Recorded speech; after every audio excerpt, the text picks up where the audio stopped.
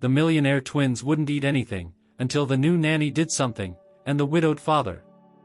The Holloway mansion sat like a monument to grief, surrounded by silent fields and mist-covered woods at the edge of a quiet Connecticut town. Built of stone and old secrets, the house had once been filled with the soft hum of music, the laughter of children, and the warm scent of oil paint drifting from the sunroom where Olivia Holloway used to paint. But now, 3 months after her sudden death, the house breathed only silence. Daniel Holloway moved through it like a ghost. A self-made millionaire in the software world, he had built empires from nothing, but now found himself utterly helpless. Since Olivia's passing, his 6-year-old twins, Ethan and Ava, had refused to eat solid food. Not once in 92 days had they touched a proper meal. They drank only water and the occasional cup of warm milk when coaxed by the housekeeper. Doctor after doctor had been consulted. Psychologists had visited. All of them said the same: it was a manifestation of trauma. The children were grieving in silence, withdrawing from the world in the only way they knew how. Nannies came and went like passing clouds. Some lasted 5 days. Others, only hours. None had managed to get through the children's walls of quiet defiance. Ethan stared through people as if they were made of glass, and Ava simply turned her back, curling into herself like a leaf in winter. Daniel, overwhelmed with guilt and exhaustion, had stopped trying to connect. He buried himself in his work and disappeared into his study for hours, emerging only to check on the twins at night, watching them sleep without saying a word. The few staff remaining in the house kept to their roles: housekeeper, cook, groundskeeper, but no one dared venture into the children's world. Not since Olivia was gone. It was the housekeeper, Mrs. Langley, who suggested Grace Miller. "She's not like the others," she had told Daniel gently. "She grew up taking care of her own siblings. Came highly recommended from the family that employed her last. Maybe what they need isn't training. Maybe it's just someone real." Grace arrived on a gray Tuesday morning, her old hatchback trailing dust as it pulled up the long driveway. She stepped out wearing a plain blue dress and a cardigan, her brown hair tied back simply, her suitcase small and worn. Her eyes were steady. She had grown up in a small town in Ohio, the eldest of 4. After high school, she had worked with children in various roles: daycare, tutoring, and most recently, as a live-in nanny for a family with triplets. She had a way of listening without interrupting, of being present without imposing. That was what Mrs. Langley had noticed. The interview with Daniel had been brief and awkward. He looked tired, thinner than his photographs in the news. "It's a temporary arrangement," he had said, barely making eye contact. "They haven't eaten a full meal since their mother died. If it gets to be too much, just let me know." Grace had nodded, her voice calm. "I'll stay as long as I'm needed." He didn't respond to that. Her first steps inside the mansion were cautious. The walls were lined with portraits, Olivia's artwork among them, landscapes, faces, 2 small children in matching sweaters running through a field of daisies. The twins' shoes sat neatly by the door, untouched for days. Upstairs, their rooms had been left as they were. No toys strewn about. No signs of play. When Grace was introduced to Ethan and Ava, they didn't speak. Ethan looked at her with a stare so deep it was like looking into a well with no bottom. Ava didn't lift her eyes from her lap. That night, Grace asked the cook to let her prepare breakfast the next morning herself. "I want to try something simple," she said. The cook looked skeptical. "They won't touch anything. Just so you know." "I know," Grace replied. She didn't sleep much that night. She sat in the guest room writing in a small leather notebook, noting everything she had observed: how Ava held her brother's sleeve tightly, even when he was motionless, how Ethan blinked rapidly when asked a question, as though trying to erase it. She wrote their names carefully at the top of the page: Ethan Holloway, Ava Holloway. Then, beneath that, what do they need that no one has tried? She would start with something Olivia might have done, something warm, something familiar. The next morning, before the house stirred, Grace was in the kitchen, mixing batter, slicing strawberries, and carefully flipping pancakes onto a large plate. She set the table herself in the dining room, cloth napkins, small glasses of milk, and a flower from the garden in a tiny vase. At 7 o'clock sharp, she knocked on the twins' door. "It's a new day," she said through the crack. "There's something waiting for you downstairs." No answer. She waited. Then walked away. 15 minutes later, as she sat at the table alone, she heard soft steps. Ethan entered first. Ava followed, clutching a small stuffed rabbit. They sat silently. Grace didn't speak. She simply cut into a pancake and took a bite. Ethan stared at his plate. After a long silence, he whispered, "Mommy made pancakes too." Ava's hands curled into fists. "We don't eat with strangers." Grace put down her fork. Her voice was gentle, but firm. "I'm not here to replace your mom. I'm just here to keep you company." No response. They didn't touch the food. But they didn't leave, either. The silence was deep. And for the first time, it didn't feel empty. It felt like a beginning. Grace didn't push. She waited. She cleaned the plates quietly when breakfast ended untouched. But in her notebook that night, she wrote a single line. They sat at the table. "Tomorrow, I'll try again." On the second morning, Grace woke early once again, pulling her sweater close as she stepped into the cold kitchen. A light rain tapped gently against the window panes, the sky still shrouded in a pale gray. She had learned not to expect warmth in the Holloway mansion, neither from the weather nor from its residents. Still, something about the previous day stayed with her. The twins had sat at the table. They hadn't eaten, but they hadn't walked away either. That was something. Today, she would try again. No flowers on the table this time. No unnecessary touches that might feel like pretending. She kept it simple, pancakes again, but with chocolate chips added this time. A quiet offering. She didn't knock on their door this time. She just placed the plates on the table, poured 3 glasses of milk, and sat down. It took nearly 20 minutes, but eventually the same soft footsteps reached her ears. Ava appeared first, her hair slightly tangled and her bunny toy trailing behind. Ethan followed, expression unreadable, his eyes flicking from the plates to Grace and back again. He slid into his chair slowly. Ava didn't speak. Grace offered nothing at first. She didn't tell them what was on the plate, didn't ask how they'd slept. She just began eating her own pancakes, pretending not to watch them. Ethan stared at his plate for a long time. Then, without looking at Grace, he asked in a low voice, "Did you put syrup on it?" She glanced at him, careful not to startle whatever tiny crack had just opened. "No," she replied. "But I can, if you want." He didn't respond. Ava pushed her plate away. "They're not the same." Grace nodded. "They're not." "I know." Ethan's eyes narrowed slightly. "You don't know anything." There was a pause. Grace took a breath, keeping her voice even. "You're right. I don't know what it's like for you. I didn't know your mom. I didn't live here before." He stared at her, not blinking. "Then why are you pretending like you belong here?" Grace didn't flinch. She had heard that kind of question before, from broken children with too much weight on their shoulders. It wasn't anger, it was grief, disguised as challenge. "I'm not pretending," she said. "I'm just here to help. And if you don't want me here, that's okay too. But I'll still make breakfast." He looked away, jaw clenched. Grace took another bite of her pancake. She didn't push. The silence returned, but it was charged now, an invisible tug-of-war between resistance and need. Later that morning, as Grace helped Mrs. Langley in the laundry room, she caught a glimpse of the twins in the hallway upstairs. They were sitting on the floor outside a closed door, the one she had seen the day before, the one with the old brass handle that wouldn't turn. "They sit there sometimes," Mrs. Langley said softly, folding a towel. "That used to be her studio."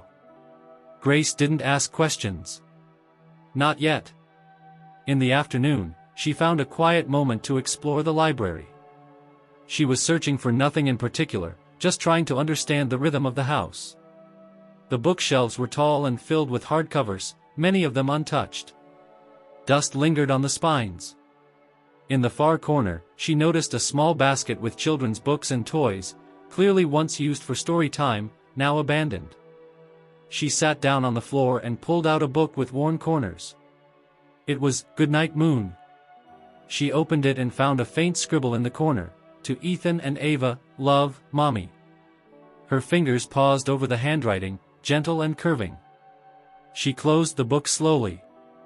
That evening, dinner was less hopeful. Grace tried grilled cheese and tomato soup, warm, familiar, soft. Comfort food. The twins didn't come downstairs. She found them in their room, sitting in silence. Ethan was tracing the edges of a drawing on the wall, crayon lines that had once formed a rainbow, now faded. Ava was curled up under her blanket, her eyes distant. "Dinner's ready," Grace said softly, standing in the doorway. No answer. "Maybe just a few bites," she added. Still, nothing. She didn't press. She returned to the dining room, sat alone, and ate in silence. But when she returned upstairs later to check on them, she noticed something strange. One of the plates she'd left behind with the grilled cheese was missing a corner. She said nothing. She didn't want them to know she'd seen. That night, Daniel came home earlier than usual. Grace was in the sitting room, reading by the fire. He passed through with barely a glance, pausing only when he noticed the faint smell of food still lingering. "Did they eat?" he asked, voice low. Grace looked up. "A little. Ethan might have tried something." He nodded, but there was no joy in his face. Just a deep, endless fatigue. "They don't talk to me anymore," he said after a moment, almost to himself. Grace closed the book. "They miss her. And they don't know what to do with that." Daniel rubbed the back of his neck. "Neither do I." There was nothing more to say. The next morning, Grace tried something different. Instead of waiting in the dining room, she brought the plates upstairs on a tray and sat on the floor just outside the twins' door. She didn't knock. She didn't say a word. She just waited. Eventually, the door opened an inch. Ava peeked out, then pulled it wider. "I can't eat with you in the hallway," she said flatly. Grace stood up slowly. "Where should I go?" Ava didn't answer. She walked past her and sat down at the top of the stairs. Ethan followed. Grace placed the tray between them and sat on the lowest step. No one spoke.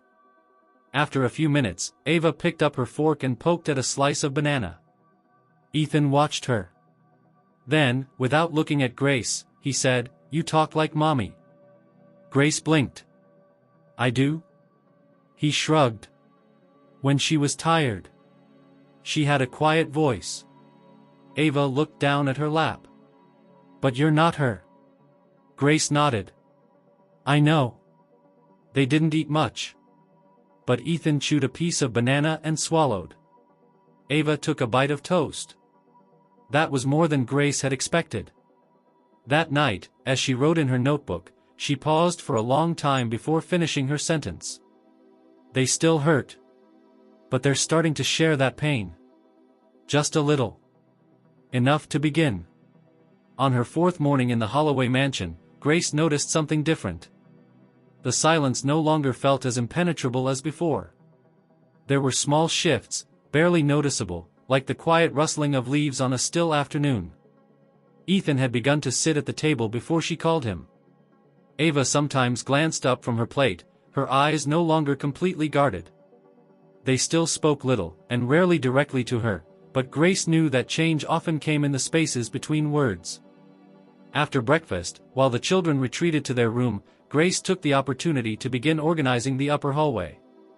Dust had gathered along the wooden floorboards, and the light from the windows revealed fingerprints on the banister. She carried a basket of linens from the laundry room, moving slowly along the corridor that wrapped around the second floor. It was then she noticed the door again.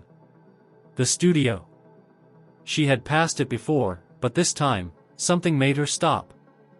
The brass knob was slightly tarnished, and there was a faint scuff mark near the bottom, as if someone had kicked it once in frustration or fear. She placed her hand on the knob and turned it gently. It didn't move. Locked. Grace leaned forward, pressing her ear to the door. Nothing. No hum of air, no soft creak of wood. Just stillness. She straightened and stepped back, unsure whether to knock, even though she knew there would be no reply. Later that afternoon, she was changing the bed sheets in the children's room. The rain had returned outside, falling in gentle, steady waves against the windows. The room smelled faintly of lavender from the detergent. Ava's bed was covered in drawings, some old, some new. Mostly simple things, stars, a house, a stick figure bunny. But one corner of the room caught Grace's eye. Near the foot of Ethan's bed, the edge of the rug curled upward slightly. She knelt down to smooth it, and noticed something tucked just beneath. A photograph. It had been folded in half, the corners worn and soft from being handled too many times.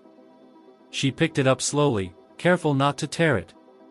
The image was old, maybe 3 or 4 years. Olivia Holloway was smiling, seated on a blanket in what looked like the back garden. She had a paintbrush in one hand and Ava in her lap, her hair tied up with a ribbon. Ethan was beside her, reaching for the palette of colors. Olivia wore a necklace, a small silver pendant in the shape of a leaf. Grace stared at the photo. There was something peaceful about it, something vibrant that the house no longer carried. She looked toward Ava's bed, her thoughts clicking into place. Every night, she had seen the girl clutching something beneath her pillow. Grace moved quietly, lifting the edge of the pillow just enough to see. There it was. The same silver leaf necklace. She didn't touch it. That evening, after the twins had been tucked into bed, Grace sat alone in the living room, staring at the photo. The fireplace crackled softly, casting a warm glow across the room, though she felt far from warm. The photograph had clearly been hidden, folded and tucked away like a secret someone was afraid to lose, or maybe afraid to remember. And the necklace, kept so close to Ava, yet never mentioned. She slipped the photo into a small envelope and placed it in her notebook, careful not to crease it further. Then she returned to the hallway. This time, she stood longer in front of the studio door. She didn't try to open it. She simply whispered, "I saw the photo." There was no answer, of course. But it felt necessary to say it aloud. The next morning, something unexpected happened. As Grace was setting the table, Ethan appeared holding something behind his back. He didn't speak. He walked over to her and placed a small piece of paper beside her plate. It was a drawing, crayon, scribbled in dark green and brown. A tree, with 2 stick figures sitting beneath it. One had long hair. The other 2 were clearly children. Grace looked at it, then at Ethan. "It's beautiful," she said. He nodded once and walked away. She turned the paper over and noticed a faint line of text written in small, uneven letters. "The garden where Mommy painted." Grace folded the paper gently and placed it in her pocket. Later that day, while the children played with puzzles near the fireplace, Grace returned to the hallway. She pressed her hand against the studio door once more. Still locked. That evening, she found Daniel in the study, surrounded by papers and blueprints. He looked up when she knocked softly on the doorframe. "I wanted to ask about the room upstairs," she said. "The studio." He leaned back in his chair, his jaw tightening. "It's locked," he said. "No one goes in there." Grace hesitated. "The children still think about it." Daniel's eyes flicked toward the hallway, then back to his desk. "They don't need to remember that room," he said. "They need to forget." "But what if they can't?" He shook his head. "You're not their therapist, Miss Miller. You're here to make sure they're fed and safe. That's all." Grace took a breath. "They won't heal if you pretend nothing happened." Daniel's voice sharpened. "You don't understand what we lost." She didn't argue. She only said, "Maybe you're right." Then she turned and left the room. That night, she didn't write in her notebook. She stood at her bedroom window for a long time instead, watching the rain. Just before dawn, she heard a soft sound from the hallway. She stepped out quietly and saw Ethan standing in front of the studio door, his back straight, his hands clenched at his sides. He didn't notice her at first. "What are you doing up?" she asked gently. He turned, startled, but didn't move away. "I had a dream," he said. She stepped closer. "About your mom?" He nodded. "She was painting. In the garden. She said it wasn't finished." Grace knelt beside him. "She meant the painting?" she asked. Ethan shrugged. "I don't know. Maybe everything." He looked at the doorknob. "Daddy said we can't ever go in. That's where it happened." Grace waited, not pressing. Ethan didn't say anything more. He just turned and walked slowly back to his room. Grace remained, alone in front of the door, listening to the silence behind it. The wind started in the late afternoon, bending the treetops beyond the windows and sending dry leaves spinning across the grounds. Grace was in the children's room, helping Ava sort through a puzzle box while Ethan read quietly on the floor. The air outside had turned heavy, electric, as if the whole world were holding its breath. Mrs. Langley appeared at the door with a flashlight in hand. "Storm's coming," she said. "We might lose power. Thought you should have this." Grace took it with a nod. "Thanks. Do you know where the candles are kept?" "In the cabinet beside the fireplace, in the front room," Mrs. Langley replied. "And extra blankets in the hallway closet. Just in case." Grace thanked her and stood, glancing out the window. The sky was darkening rapidly, the kind of deep, bruised gray that warned of more than just rain. The mansion creaked as the wind pressed against it, groaning in its old bones. By the time the first clap of thunder rolled through, Ethan had closed his book and sat with his knees tucked under his chin. Ava abandoned the puzzle and climbed onto the bed, clutching her stuffed rabbit tightly. The lights flickered once. Then again. And then they went out completely. The silence that followed was immediate and total. The house felt suddenly older, larger. Shadows deepened. Grace turned on the flashlight and spoke with calm ease. "All right. No need to worry. Let's make this fun." She helped them gather pillows and blankets and guided them carefully downstairs, one step at a time, her light guiding the way. In the main living room, she found the candle cabinet and lit 3, placing them on the low coffee table and one on the mantel. Their glow was soft and warm, casting flickering shapes against the walls. The twins sat close together on the rug, their eyes wide but not panicked. The storm outside raged louder now, rain slapping against the tall windows, thunder vibrating through the floorboards. Grace returned from the kitchen with a plate of simple sandwiches, just peanut butter and jam, cut into little triangles. "I know this isn't fancy," she said, sitting down beside them, "but I used to make these when the power went out at my house. We'd pretend we were camping." Ava looked at the plate, skeptical. "We've never gone camping." Grace smiled. "Well, then tonight's your first time." She pulled a blanket over all 3 of them and began to tell a story, not a real one, but something soft and silly about a squirrel that got lost in a grocery store and tried to pay with acorns. It wasn't particularly clever, but her voice was warm, and the flickering light made the shadows on the wall seem almost alive. Ava began to giggle quietly at the image of the squirrel arguing with a cashier raccoon. Ethan remained quiet, but he watched. His eyes followed Grace's face, studying every change in expression. When the sandwiches were offered again, Ava reached first, hesitated, and then took one. She didn't eat all of it, but she chewed slowly, thoughtfully. Ethan took his time. Then, without a word, he picked up a piece and bit into it. Grace saw him, but said nothing. She simply continued her story, letting the moment stay unmarked, letting it be his. After a while, the wind softened outside. The house grew quieter, the storm losing its voice. Ava leaned against Grace's shoulder, her breath slowing. Ethan sat beside them, his head tilted toward the firelight. He hadn't said a word since biting into the sandwich, but his entire body seemed lighter, less tense. That was when the front door creaked open. Daniel stepped in, water clinging to his coat, his expression drawn. He paused when he saw the scene in the living room: candlelight, a picnic of crumbs on the floor, two sleepy children curled against the nanny they had refused to speak to only days earlier. His eyes landed on Grace. She didn't move, but she met his gaze. "They were scared," she said quietly.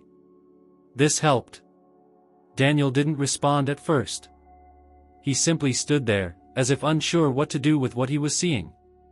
Then he set his coat on the rack and stepped closer, his eyes softening as he saw Ava's face, peaceful for the first time in weeks. "I haven't seen them sleep like that since," he didn't finish the sentence. Grace pulled the blanket gently around Ava's shoulders. "Sometimes the storm outside helps quiet the one inside." He looked down at Ethan, whose hand was resting near Grace's. The boy's breathing was steady. Daniel crouched beside them, watching both of his children with something close to disbelief. "They trust you," he said after a long silence. "I'm trying to earn that," she replied. He nodded, standing up. "They've never let anyone hold them. Not even me. Not since she..." Grace glanced at him. "It's okay. You don't have to explain." He seemed grateful for that. For the first time, Daniel didn't retreat into silence or distraction. He remained in the room, moving to light another candle, as if afraid that leaving would shatter what had just taken shape. Later, after carrying the children upstairs and tucking them into bed, Grace found herself back in the living room, blowing out the candles one by one. The scent of wax and peanut butter still lingered.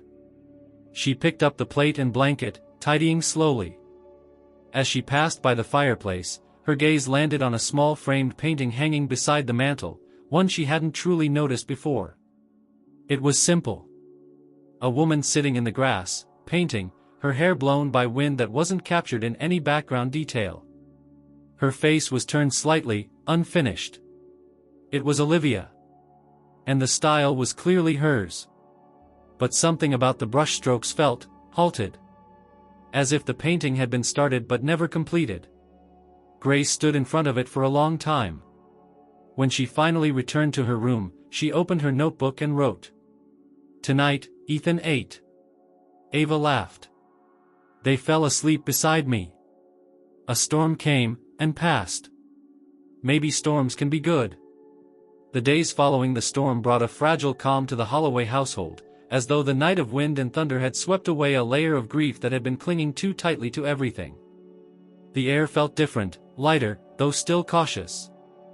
There were more quiet moments of comfort now, moments that Grace recognized as hard-won victories: Ethan setting the table without being asked, Ava humming softly while arranging her crayons, and Daniel lingering just a little longer before retreating into his study each night.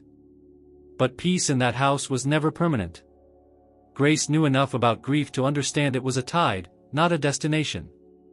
It came and went, receded and returned. And it always left traces behind. One morning, after breakfast, Grace was gathering the dishes when she heard soft footsteps in the hallway upstairs. She assumed the twins had gone back to their room, but when she reached the staircase with the tray of plates, she stopped. Ethan stood alone at the top landing, barefoot, still in his pajamas. His eyes were focused on the door at the far end of the hall, the locked studio. Grace didn't speak at first. She waited, her presence gentle, non-intrusive. Then Ethan turned his head slightly, his voice barely above a whisper. He said, "We can never go in." Grace stepped forward, slowly, her voice just as quiet. "Your father?" Ethan nodded. He didn't look at her. He said, "We're not supposed to even talk about it."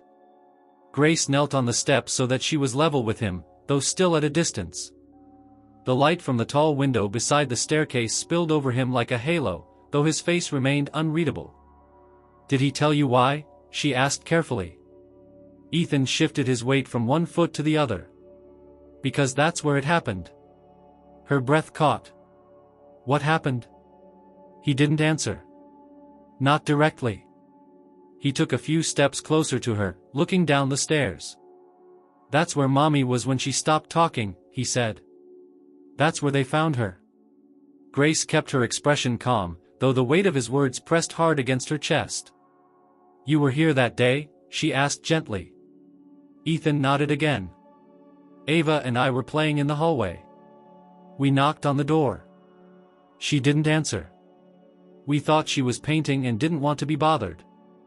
He sat down suddenly, pulling his knees to his chest. "But it was quiet for a long time. Too long. So I went to tell Daddy." Grace moved to sit a few steps below him, her hands folded. She didn't say anything. She let the silence stretch. Ethan's voice broke the stillness again. "After that, Daddy locked the door. He told us she had to go away for a while. That she wasn't coming back." "But you knew," Grace said softly. He looked at her now, his eyes no longer the cold glass they'd once been, but wide and full of something far deeper. "I knew she was still in there when he found her. He didn't want us to see." Grace wanted to reach out, but she didn't. She simply said, "I'm so sorry, Ethan." He nodded once and then looked away, down the hallway toward the studio. She used to play music when she painted. Loud music. But that day it was quiet. Too quiet. They sat there for a while, neither speaking, until Ava called from the room down the hall. Ethan stood up without a word and walked away. Grace remained where she was, frozen in the truth he had handed her like a fragile glass. Later that afternoon, Grace sat outside on the back steps of the house, her notebook open but untouched. The garden beyond the house had begun to bloom again in the late spring sun, tulips and daffodils pressing through the soft soil, bushes showing signs of green. But what drew her attention wasn't the flowers, it was the swing. A single wooden swing hung from the large oak tree at the edge of the garden, gently swaying in the wind. It had been idle for weeks, but now it moved as if remembering the children who once played there. Grace stood and crossed the lawn. She touched the swing, running her fingers along the rope. Then she noticed the carving, faint, but unmistakable, at the edge of the wooden seat. O+D+E+A. 4 initials. Olivia. Daniel. Ethan. Ava. They had once belonged to something whole. Grace returned inside and found Daniel in the kitchen, pouring coffee. He looked tired, the dark circles beneath his eyes deeper than usual. But his posture was straighter. There was something restless in his movements. "I need to ask you something," she said, placing her notebook on the table, unopened. He glanced up. "About the kids?" "No," she said. "About the studio." His face closed immediately. "I told you it's off limits." "I know," she replied. "But Ethan remembers. He remembers that she was in there. He remembers the silence. And he remembers you telling him she went away." Daniel's hand tightened around the mug. "I did what I had to," he said. Grace's voice was calm, unwavering. "He thinks she abandoned them." Daniel blinked. "What?" "He doesn't say it out loud. But that's what's been eating him. That's what's been eating both of them. They don't understand why she left." "She didn't," he stopped himself, then looked away. "They need the truth," Grace said quietly. "They don't need every detail. But they need to know she didn't choose to leave them." Daniel sat down heavily at the table. His shoulders dropped. For the first time, the weight of the secret he carried seemed too much. "She was sick," he said. "I didn't see it. Or maybe I didn't want to. I kept telling myself she just needed time." Grace said nothing, letting him speak. "She stayed in that room all the time near the end. Painting. Not eating. Not sleeping. I thought she was coping in her own way. But that morning..." His voice broke. "I found her on the floor. She wasn't breathing. The pills, there were so many empty bottles. I didn't know. I didn't think." He rubbed his hands over his face. I didn't want the kids to grow up thinking she chose to die. I thought it would be kinder to say she went away. I thought I was protecting them." Grace reached for her notebook but didn't open it. She simply placed her hand over it. "They're already hurting. They don't need to be protected from the truth, they need help understanding it." Daniel didn't reply. That evening, as she helped the twins brush their teeth, Grace felt the tension humming just beneath the surface. Ethan was quieter than usual. Ava, too. They hadn't mentioned the studio again, but something had shifted in both of them. There was a heaviness to their movements, a slowness to their words. As she tucked them in, Ava held up her necklace. "Do you think Mommy still sees us?" she asked. Grace sat on the edge of the bed and looked into her eyes. "I think she sees you. And I think she misses you." Ava blinked hard, then tucked the necklace under her pillow. "She used to say the stars were her way of saying good night," Ethan said from the other bed. "Then we'll look for her in the stars," Grace whispered. When she left their room, she paused outside the door and leaned her forehead against the wall. Then she went to her own room, pulled out her notebook, and wrote. Ethan spoke the truth. Daniel can't hold it alone anymore. Something has to give, or it will all break again. The mansion was especially quiet that night. Even the wind outside seemed reluctant to touch the windows. Grace lay awake in her room, the notebook resting closed on her nightstand for the first time in days. There was too much inside her head, and writing it down felt premature, like speaking a sentence before you'd found the right words. Ethan's revelation at the staircase had opened something, and Daniel's reluctant confession in the kitchen had widened the fracture. She couldn't sleep. So, just after midnight, she slipped on her sweater and moved quietly through the dark corridor, her bare feet silent against the old wooden floors. The hallway upstairs was lit only by the moonlight pooling through the tall windows. Shadows clung to the corners. Everything felt on the verge of shifting. She wasn't entirely sure what had drawn her to the studio door again. Habit, maybe. Or instinct. But as she turned the corner, she stopped. The door was open. Just slightly. A sliver of darkness inside. She hadn't heard the key turn. She hadn't seen Daniel come upstairs. She stepped closer, each footfall deliberate. Her breath caught as she reached the threshold and gently pushed the door open. Inside, the smell of old paint, turpentine, and forgotten sun filled the air. She didn't have time to take in the whole room before she saw him. Daniel stood near the far window, the moonlight casting his face in sharp lines. His suit jacket was off, sleeves rolled to the elbows, his posture still. In front of him, on a wooden easel splattered with dried colors, rested a canvas. The painting was unmistakable. It showed Olivia, seated on the lawn with both twins in her lap. Her expression was soft, smiling slightly, her hair flowing behind her as if moved by wind. Ethan and Ava were painted smaller than their current selves, still toddlers. The background was sketched loosely, grass, distant trees, the swing barely begun. But Olivia's eyes were unfinished. There were only faint outlines, no color. And the paint around that part of the canvas was cracked, old. Daniel turned when he noticed her. "I couldn't sleep," he said simply. Grace nodded. "Neither could I." He didn't ask why she was there. He looked back at the painting. "She started it 3 weeks before she died," he said, his voice low, stripped of formality. "She said she wanted to capture a moment before the children grew too fast. Said it would be her best one yet."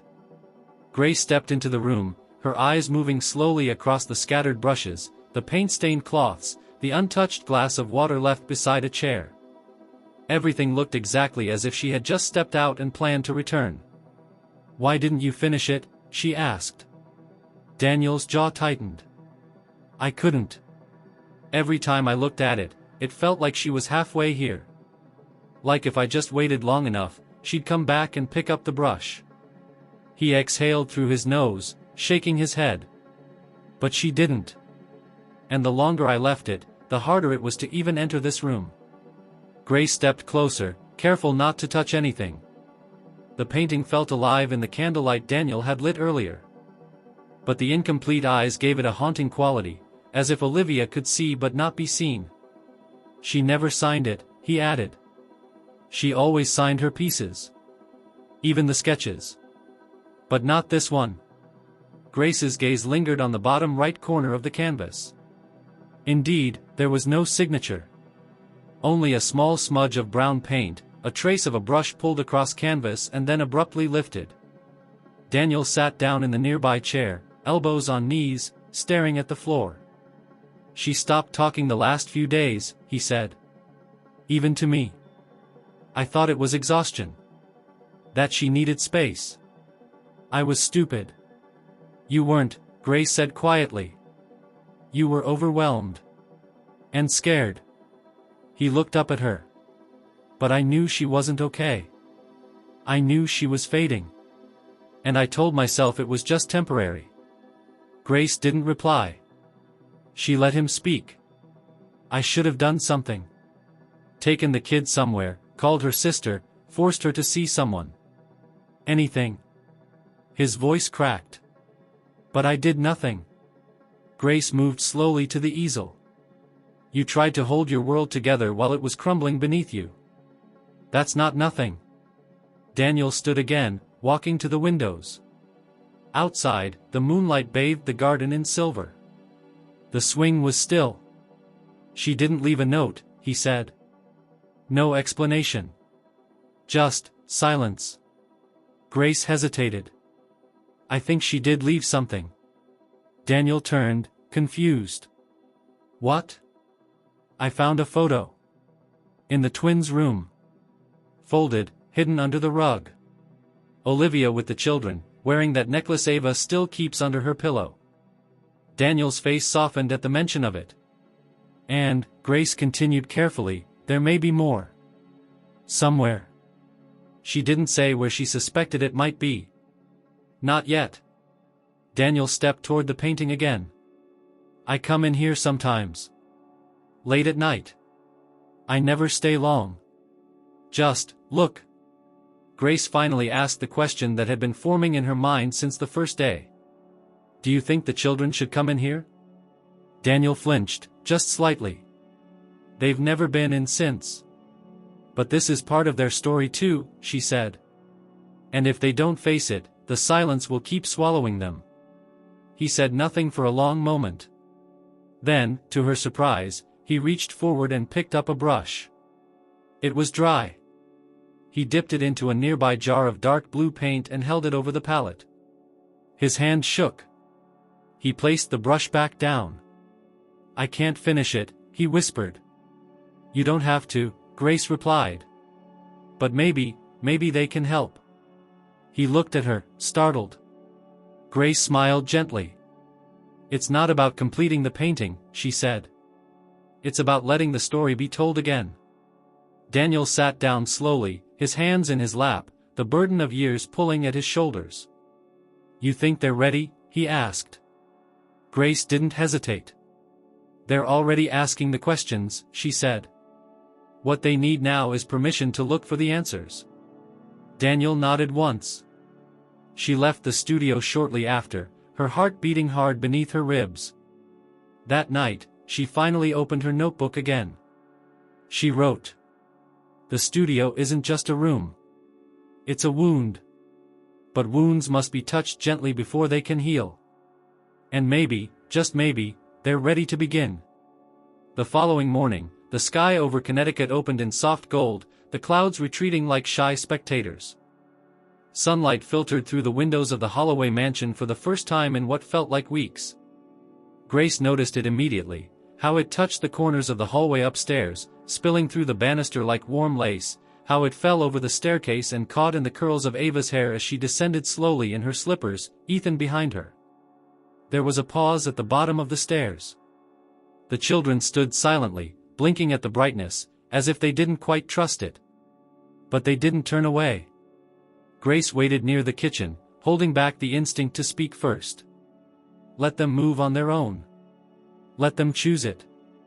Ava reached the dining room first, glancing at the table already set with toast, fresh strawberries, and eggs scrambled softly just how Mrs. Langley had taught Grace to prepare them.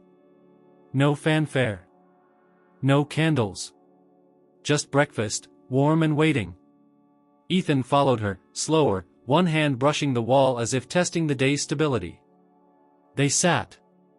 That, in itself, felt extraordinary. Grace moved to her usual seat. She didn't mention the night before, didn't reference the painting, the studio, or Daniel's quiet confession. She poured milk into the children's glasses and passed the plate of toast as if it were any morning in any house not heavy with silence. And then, as if called by the possibility of peace, Ava did something unexpected. She reached across the table and tugged at Grace's sleeve. "Can you pass the strawberries, please?" Grace blinked. "Of course." She slid the bowl forward. Ava scooped a few onto her plate. Then, with the most natural motion in the world, she placed one on Ethan's plate before he could ask.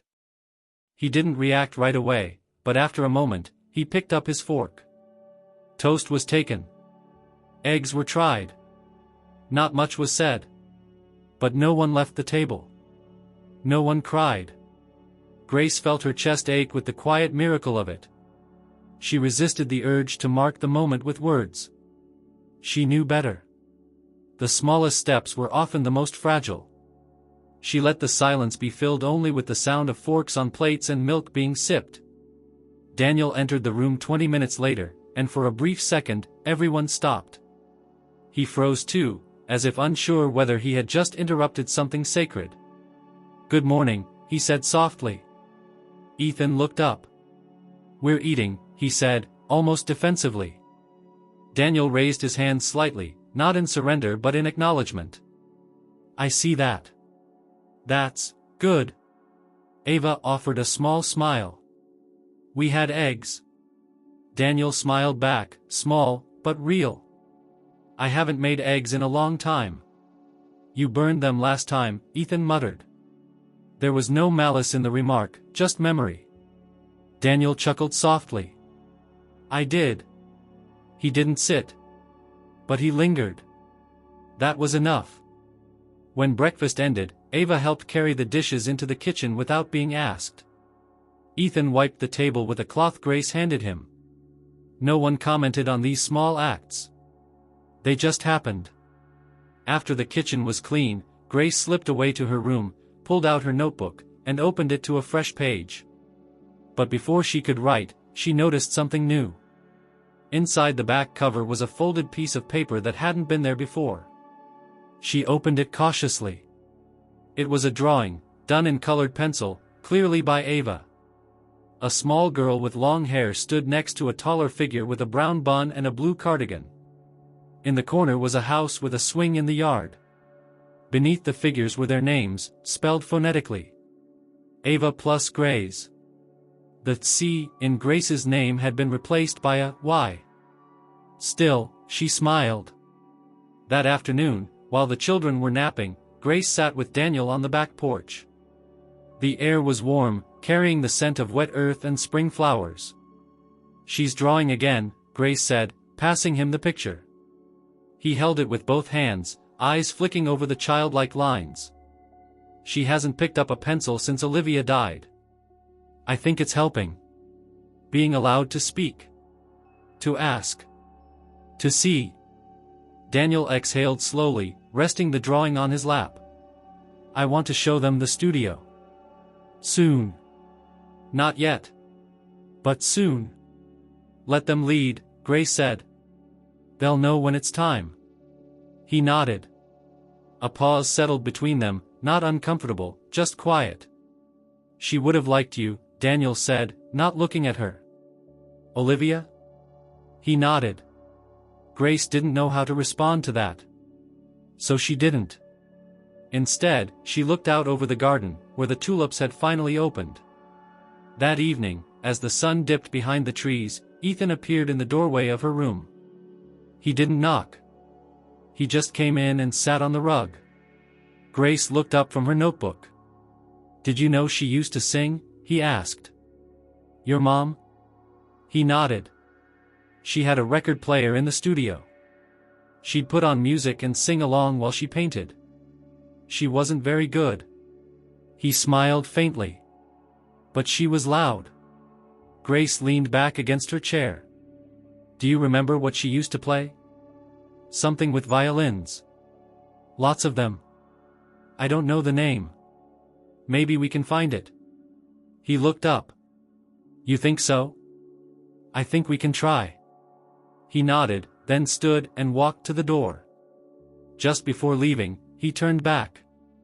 Thanks for not making it weird, he said. Grace blinked. Weird? Like, when we ate. Like you didn't say anything. You didn't act like it was a big deal. I figured it was your moment. Not mine. Ethan considered that. Then, quietly, he said, it was kind of a big deal. And he walked out. Grace didn't write in her notebook that night. Instead, she tucked Ava's drawing inside it, closed the cover, and simply whispered to herself. Almost normal is still a miracle. Sunlight slanted through the tall windows, casting shifting patterns across the hardwood floor. Grace found herself drawn, almost unconsciously, to the locked studio door that loomed at the end of the hallway. The moment felt heavy, not because anything had changed, but because nothing had changed. Yet. She paused, hand resting lightly on the banister, breathing quietly as if waiting for the house itself to speak. Downstairs, Daniel and the twins were navigating a different rhythm. Grace could hear tentative clinks from the dining room, plates being set, forks handled with cautious hope. But upstairs, shadows lingered longer, and silence had weight. Later that afternoon, while Ava played with blocks and Ethan turned the pages of a picture book, Grace thought she caught Daniel staring at his phone. When she looked closer, she saw the screen lit with the preview of a letter he had written, but not sent. The subject line glowed faintly, Olivia. Grace didn't speak. He looked up abruptly, hands tightening around the device. I wrote something, he said. A letter, for them. She stepped closer, voice soft. Would you read it? He paused, eyes drifting to the hallway, to the closed door, as though recalling what lay behind it. I don't know, he admitted. Grace settled beside him. Without touching the phone, she said, they need your words.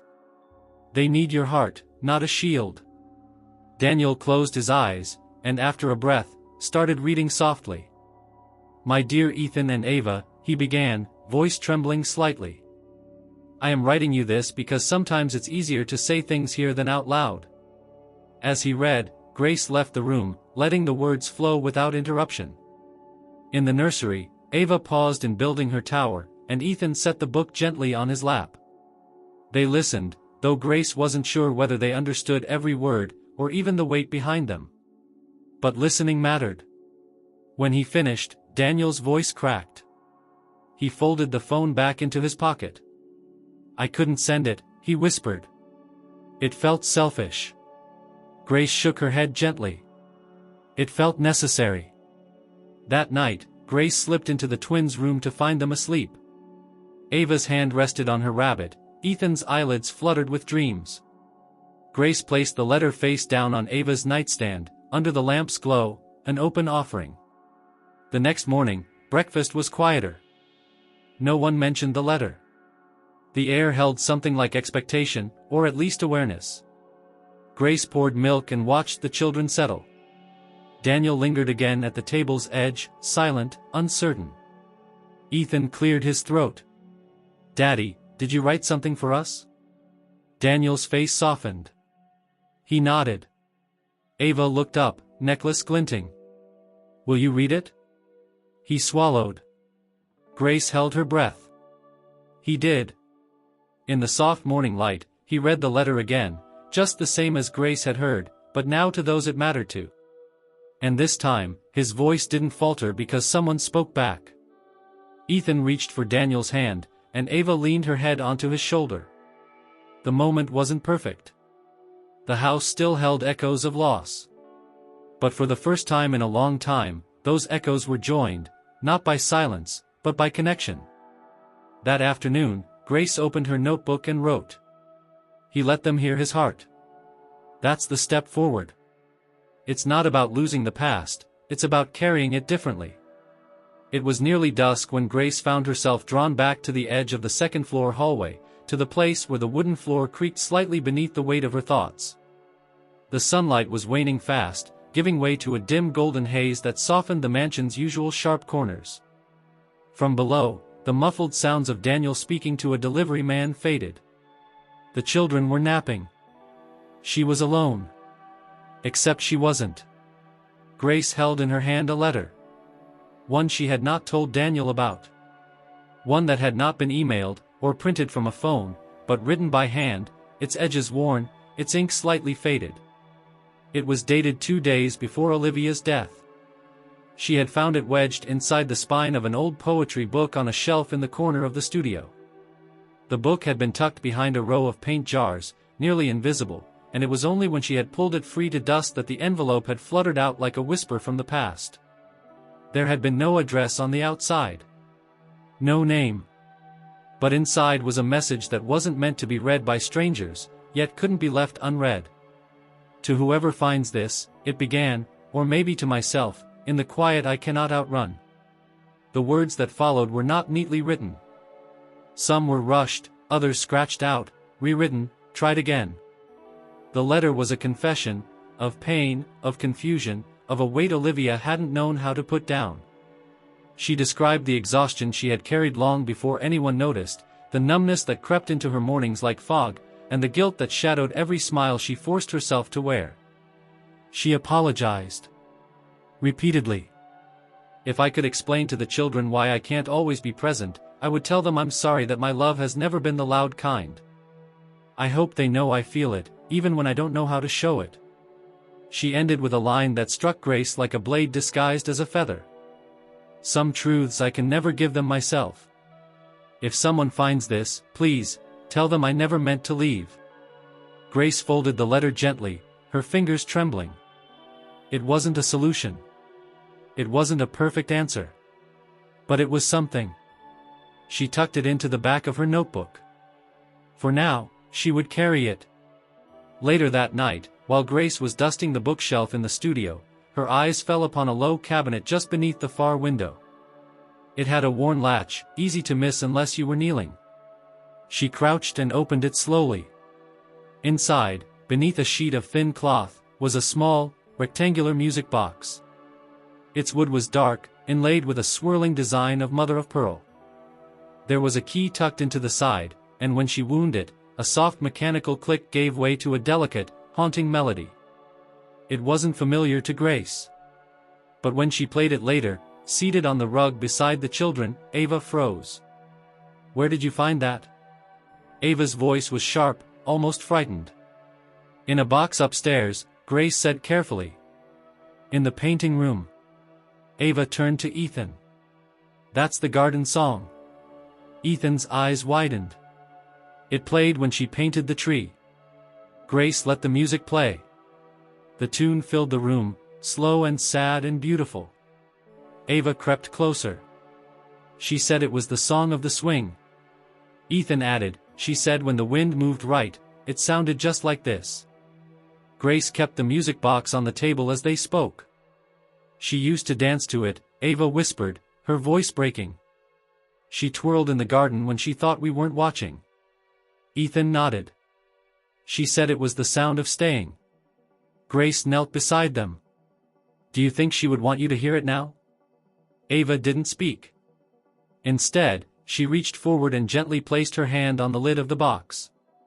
She didn't close it. Just touched it. Ethan asked, "Did you know about the garden song before?" "No," Grace replied softly. "But I'm glad I do now." That night, Grace tucked the music box into the crook of a blanket between their beds, letting the last notes echo through the room as they fell asleep. Neither child spoke. But they didn't cry. And they didn't turn away from her. When she left the room, Daniel was waiting in the hallway, arms crossed. "I heard the music," he said. "I found it in the studio," Grace replied. They remembered it. Daniel exhaled deeply. "I forgot she used to play that. I forgot the way she'd hum it, even when it wasn't playing." "They didn't," Grace said. He looked at her, eyes wet but clear. "Thank you for giving it back to them." Grace hesitated, then reached into her notebook and pulled out the letter. "I wasn't sure whether to show you this," she said. "But I think it's time." He took it carefully, unfolding the paper. As he read, his lips moved slightly, as if echoing each word back to himself.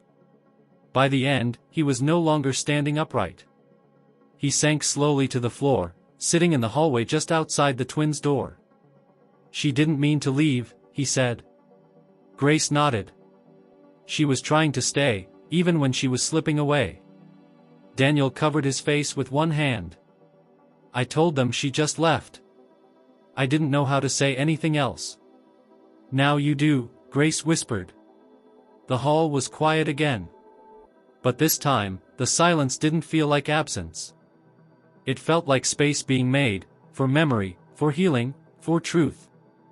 Back in her room, Grace opened her notebook. She wrote. Her voice was still here. In her song. In her letter. In their memories. She never stopped trying to speak. We just finally remembered how to listen. Spring crept slowly but steadily over the Holloway estate. Buds bloomed along the stone path that wound behind the house.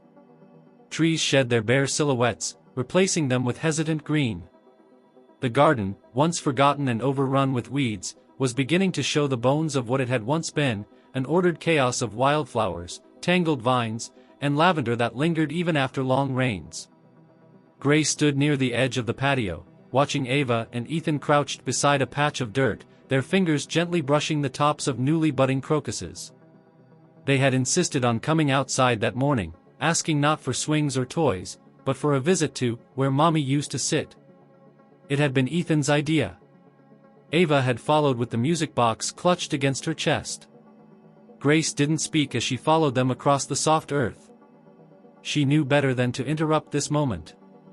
The path curved slightly before opening into the heart of the garden, a circular space shaded by a broad tree whose bark split deep in its trunk like a silent scream. Beneath it, half sunken in the soil, stood an old stone bench covered in moss. A vine of ivy had begun to climb its legs. Ethan stopped short as they approached. "She used to paint right here," he said, voice small. Ava sat down on the bench, staring at the grass. "She made us pick dandelions so she could paint them before they turned white." Grace walked slowly around the bench, noticing a section of earth near the base of the tree that looked different, flatter, darker, and slightly disturbed. There, nestled between the roots, was a smooth, rounded stone. Grace kneeled. It wasn't just any stone. It had been placed intentionally. Its face had been carved, faintly, but clearly. "Always with you. Mommy." The letters curved in an uneven pattern, as if someone had pressed them into the stone with trembling hands. The words were shallow, barely more than scratches, but unmistakable. Ava saw it first. She didn't cry.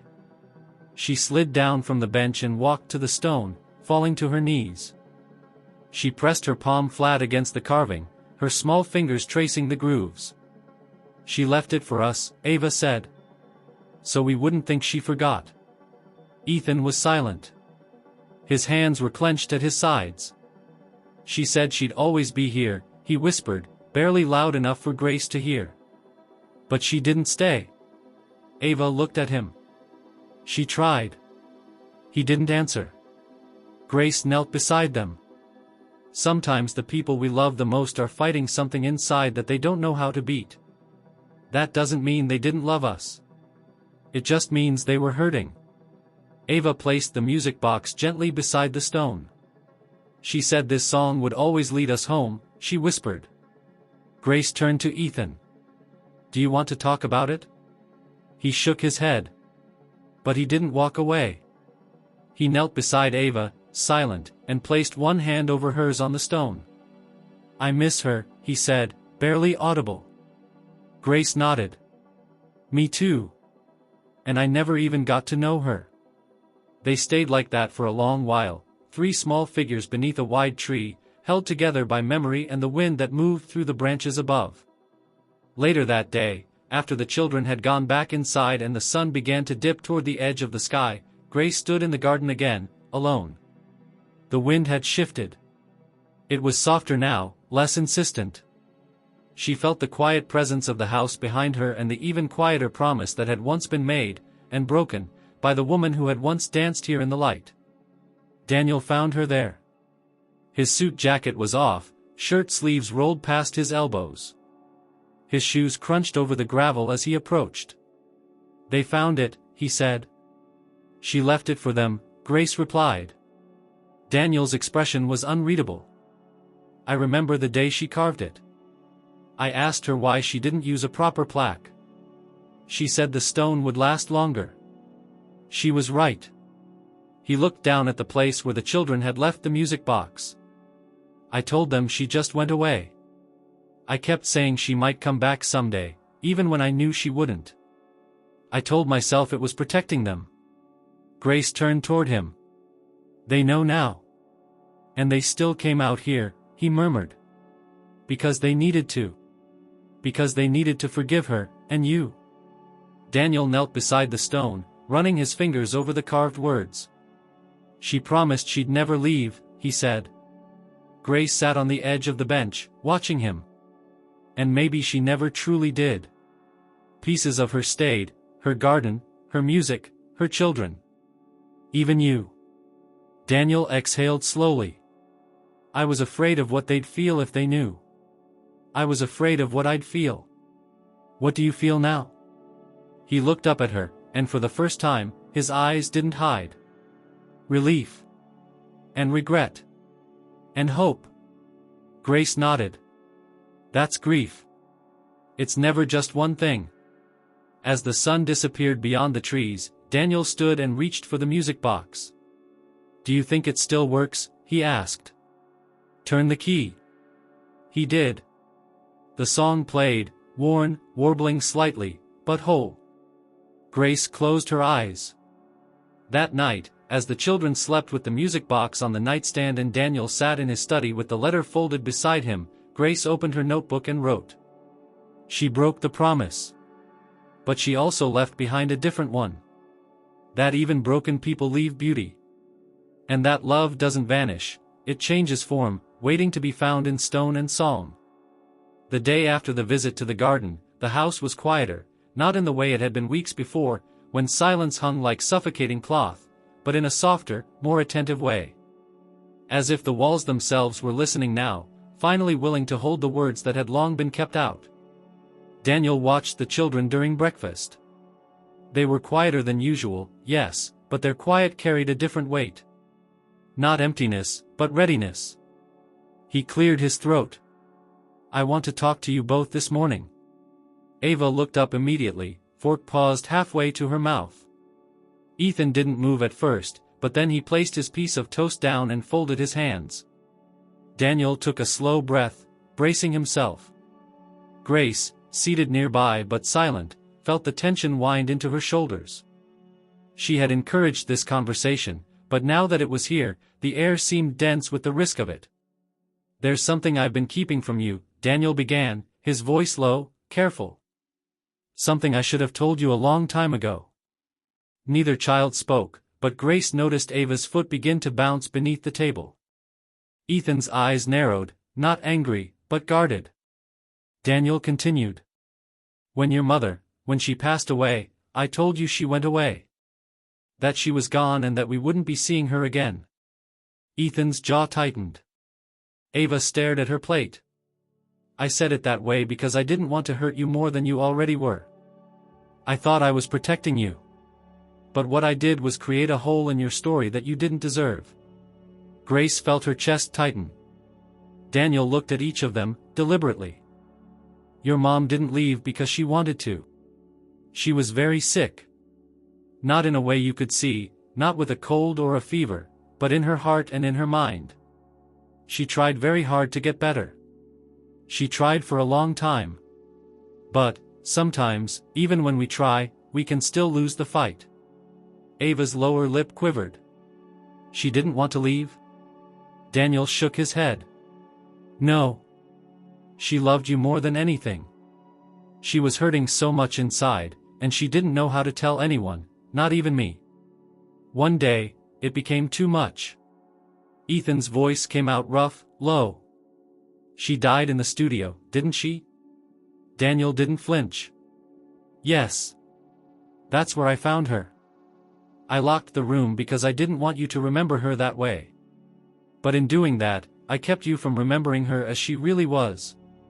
Ava whispered, I thought she left because she didn't want us anymore. Daniel blinked back tears. I should have told you sooner. I didn't know how. Silence fell, heavy and full of breath. Then Ethan stood. Grace thought, for a moment, that he might run from the room. But he didn't. He walked slowly to Daniel, his small frame shaking, and wrapped his arms around his father's waist. Daniel bent down at once, wrapping Ethan tightly in return. Ava rose next, hesitating only briefly before joining them. The three held each other, unmoving. Grace looked away. Later that afternoon, Grace sat with Ava on the floor of the nursery. The girl was carefully arranging a row of markers into a rainbow. She hadn't said much since the conversation, but her hands moved with calm purpose. I think I understand now, she said suddenly. Why Mommy cried sometimes when no one was looking. Grace nodded. Some people carry sadness they don't know how to explain. Ava picked up the pink marker. Do you think she knew we loved her? Grace placed a hand on her shoulder.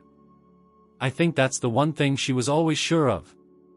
Down the hall, Ethan sat in the studio, now open and quiet, surrounded by his mother's unfinished work. Daniel had left the door open that morning, and Ethan had wandered in, sitting cross-legged on the floor. Grace joined him after a while. He looked up, not surprised. I thought I was angry, he said. But I'm not. What are you? He tilted his head, thinking. I'm sad. But not the bad kind. Grace sat beside him. That makes sense. Ethan pointed to the unfinished painting. Do you think we should finish it? She looked at the canvas, the empty eyes, the soft brushstrokes, the stillness. I think she would have wanted you to, she said. Not to make it perfect, Ethan added. But to make it whole. That night, Daniel joined Grace on the back porch. He handed her a folded piece of paper, the original letter Olivia had written, the one Grace had found in the poetry book. I read it again today, he said. It felt different this time. Grace didn't ask how. He answered anyway. I didn't read it as a husband this time. I read it as a father. He paused. And I realized something. Maybe I've spent all this time trying to protect the kids from pain when what they really needed was the truth, even if it hurt. Grace nodded. Pain can't be avoided. But it can be carried together. He looked out over the dark garden, the stone beneath the tree barely visible in the moonlight. Thank you, he said, not looking at her. For staying. Grace turned toward him. I told you I would. That night, in her notebook, she wrote. The truth hurts. But silence hurts more. And sometimes, the only way forward is through the words we've been most afraid to speak. The studio door remained open now. It stood like an invitation and a challenge, whispering the truth that had been kept locked for too long. Daniel stood in its threshold one early morning, staring into the room where so much had stopped. The canvases, the half-dried brushes, the ghost of Olivia's presence, everything had waited. But now, it was his turn to stop waiting. Grace found him there just after sunrise. She had risen early, restless. Her steps were silent as she joined him in the doorway, not speaking at first. She knew better than to fill the air when the weight of choice hung in it. I'm going to tell them today, Daniel said. Grace didn't ask what he meant. She only said, good. They deserve to hear it from me. He turned to her. His face was pale, drawn tight by sleeplessness. But his eyes were steady. Grace reached out, touched his elbow briefly. Speak from the father, not from the guilt. He nodded. After breakfast, he brought them back into the studio, not because he had to, but because this space had to become something different now. Ava clutched the music box. Ethan carried a sketch pad. Both children walked slowly, but without protest. The air inside the room was lighter than it had been weeks ago, but it still held memories. Daniel let them enter first. They stood before the unfinished painting together. "She didn't finish it," Ava said. Daniel kneeled beside them. "No, she didn't." "Why?" Ethan asked. Daniel drew a breath. "Because she couldn't. Because the sadness inside her had become so strong that it started to block everything else. Including her painting. Including us." Ava's lip trembled. "But we were right there." Daniel's voice cracked. "I know. And I believe that's what hurt her most. That she could love you more than anything, and still feel so lost." He took a long pause, watching their faces. "I want to tell you exactly what happened," he continued. "Because not knowing has been hurting you both. And I won't let that happen anymore." Ava moved closer to him, slowly sitting on his knee. Ethan sat cross-legged on the floor beside the easel, facing his father. Daniel took a deep breath. "Your mom was very sick. Inside her heart. Inside her mind. We didn't talk about it enough when she was alive. Maybe because we didn't want to admit it, maybe because we didn't understand how deep her sadness was. And sometimes, when someone is hurting that much, they try to carry it alone." He reached over and took Ava's hand. Then he looked at Ethan, whose eyes were locked on him. "She didn't take care of herself like she should have. She took too many pills one day. It wasn't on purpose. She wasn't trying to hurt anyone. She was tired." Ethan's voice came out hollow. "Did she know she was dying?" "I don't know," Daniel said honestly. "I think she thought she was just numbing the pain. But it was too much. I found her here, in this room. And I locked the door. I thought I was protecting you. But I wasn't." Ava's tears fell slowly, silently. Daniel held her tighter. "You didn't tell us because you were scared," Ethan said after a long pause. Daniel nodded. "Yes. And because I didn't know how to explain why someone so full of love could still feel like she was drowning." "She didn't leave on purpose?" Ava asked, her voice small. Daniel leaned his forehead against hers. "No, baby. She didn't." They stayed in silence after that, surrounded by Olivia's final painting, the scattered sketches, and the hum of the past finally being allowed to settle.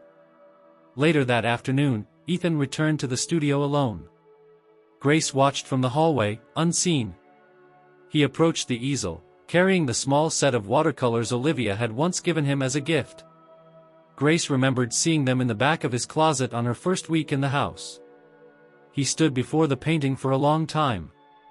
Then, with great care, he dipped a brush into blue and filled in one of Olivia's eyes.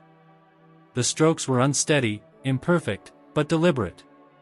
When Ava entered a few minutes later, she sat beside him on the floor, humming the melody of the music box softly. She didn't speak, and neither did he. They painted for hours. In the kitchen, Daniel sat across from Grace. His hands were stained faintly with oil paint. His expression unreadable. "I didn't expect them to be so calm," he said. Grace shook her head. "That wasn't calm. That was trust." He met her eyes. "Do you think it was enough?" "No," she said gently. "Because nothing ever is. But it was honest. And that's what they'll remember." He leaned back in his chair, staring at the ceiling. "I thought telling them would break everything. But it didn't." "No," he said. "It made room." That evening, before bed, Ava handed Grace a folded paper. Inside was a small drawing of the family: Daniel, Olivia, the twins, and Grace. Olivia's figure was drawn with a soft blue glow around her. "She's still here," Ava said. Grace kissed her forehead. "I believe that." As she left their room, Daniel was in the hallway, watching. She drew Olivia, he said. Grace nodded. And she drew you. He smiled faintly. And you? She thinks of us as hers now. Daniel looked toward the closed bedroom door. Maybe we're hers too. Grace returned to her notebook that night, turning a fresh page. He told them everything. And the world didn't fall apart. It opened. The silence is gone now. What remains is truth, and love. And with that, they can begin again. Spring turned fully in Connecticut, and with it, the Holloway mansion changed too, not all at once, but in unmistakable ways. The walls no longer echoed with absence. The windows stayed open longer during the day. Laughter drifted down the hallways now, light and sudden, as if startled by its own return. Something had shifted, not because the pain had disappeared, but because the silence had been filled, with voices, with truth, and with the slow, determined rebuilding of a family. Grace stood by the kitchen window one morning, watching the twins chase each other across the garden. The swing swayed freely again. Ava had tied a ribbon to it, a pale blue one she said reminded her of her mother's favorite scarf. Ethan had planted tulips near the tree where the stone marker rested, and each morning he checked to see which ones had bloomed. Small rituals had emerged. Their own kind of ceremony. Inside, Daniel moved more comfortably through his home. He no longer disappeared into his study to hide. He helped with breakfast, walked the twins to the end of the driveway for their bus on school days, and sometimes sat with Grace late into the evening on the porch, talking not about the past, but the future. It was in one of those quiet twilight hours that Grace brought out the notebook. She hadn't planned to share it, not originally. But after all that had unfolded, after the garden, the truth, the painting, and the letter, she realized it didn't belong to her alone. Daniel glanced down as she placed it on the table between them. "What's this?" She took a breath. "Something I started the night I arrived. At first, it was just for me. Notes. Observations. A way to make sense of things. But, over time, it became something else." He opened the cover carefully, flipping past pages of sketches, scribbled dates, fragments of overheard dialogue, pieces of memory she had caught like butterflies. His expression softened as he read. "You wrote down everything?" "Not everything," she said. "Just what mattered." He paused on one entry. Ethan looked at his sandwich for 10 minutes before taking a bite. He didn't speak. But his silence wasn't empty this time. Daniel blinked. "You noticed all that?" Grace nodded. "Every step they took." He kept reading, past the storm, the music box, the visit to the garden. He lingered longest on the pages about Olivia, the letter, the studio, the moment he told the children the truth. When he looked up again, there was something new in his eyes. "Thank you," he said. "I wasn't trying to keep a record for you. I was trying to make sense of what I was seeing. But somewhere along the way, it became theirs. And maybe, yours too." He turned one last page. On it was the most recent entry. "The house breathes again. Not perfectly. Not painlessly. But together. That's more than healing, it's life returning. And in that, there is hope." Daniel closed the notebook and held it between his palms for a moment. Then he placed it on the armrest of the chair beside him. "I want to keep it here," he said. "So they can read it someday. When they're older." Grace smiled. "They will. And they'll know how far they came." A few days later, Grace found herself sitting at the kitchen table with Ava and Ethan on either side of her, coloring. Ava was working on a picture of the garden, carefully shading the tulips with a pink crayon. Ethan was drawing the swing with Olivia standing behind it, a faint smile on her face. He looked up suddenly. "Are you staying?" Grace paused, surprised. "What do you mean?" "With us," he said. Ava leaned her head on Grace's arm. "You should." Daniel, entering with a tray of lemonade, caught the tail end of the conversation. He set it down and looked at Grace with a knowing glance. "We'd like that," he said simply. Grace looked between the three of them. The weight of the invitation sat differently than it would have months ago. It wasn't out of desperation or sadness. It was out of inclusion. Out of trust. She nodded. "I'd like that too." The new routine settled easily after that. Grace's presence no longer felt like an intrusion, but a rhythm. She was there in the mornings, helping with lunches. She walked through the garden in the afternoons, sometimes alone, sometimes with the children. She and Daniel spoke often, not about the tragedy behind them, but about the house, the kids, the future. One evening, she found a new painting in the studio. It wasn't Olivia's style, it was rougher, less polished. But it was unmistakably Ethan's. A recreation of the original painting, now with the mother's eyes completed. Next to her were the twins, older. And standing behind them was a figure with brown hair tied back, holding the music box in her hands. Grace stared at it for a long time. A note was taped beside it, in Ethan's handwriting. "We finished it. Together." The painting stayed there. And so did she. The seasons changed again. Spring folded into summer. Laughter returned to the upstairs hallway. The swing creaked more often than the house. And every now and then, Grace would open the notebook again, not to write, but to remember. Because the story had already been written. And it had found its ending not in loss, but in belonging. And that, she realized, was everything.